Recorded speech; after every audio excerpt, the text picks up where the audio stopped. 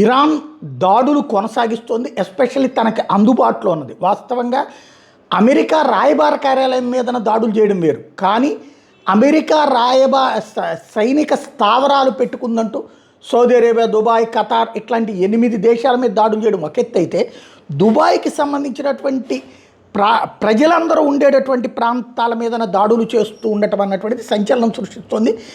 పదే పదే దాడులకు పాల్పడుతుంది. పక్కన పివి సింధు, మంచు విష్ణు లాంటి వాళ్ళందరూ అక్కడ స్ట్రక్ అయిపోవడం, ఎయిర్పోర్ట్ మీద దాడులు, ఇదంతా చూసాం.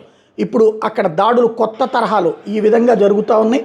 కంటిన్యూస్ అటాక్ జరుగుతూ ఉన్నాయి, బ్లాస్టులు జరుగుతూ ఉన్నాయి, పరుగులు పెట్టాల్సి వస్తుంది. దుబాయ్ అంటే పర్యాటక ప్రేమికులు ఉండేటువంటిది, ప్రపంచవ్యాప్తంగా టూరిస్టులు విపరీతంగా ఉండే ప్లేసులో ఇప్పుడు ఆ టూరిస్టులు భయపడి పరుగులు తీయాల్సి వస్తుంది. వాళ్ళు ఉన్న హోటళ్లలో ఏది పేలుతుందో, ఏ బిల్డింగ్ ఏమైపోతుందో తెలియని పరిస్థితి.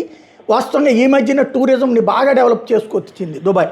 ఇప్పుడు ఆ టూరిస్టులే భయపడేటటువంటి పరిస్థితులు, ఒక వార్ కంట్రీ అంటే రేపు పొద్దున ఎవడన్నా వెళ్ళడానికి భయపడతారనమాట. ఆ పరిస్థితి సృష్టిస్తోంది ఇరాన్.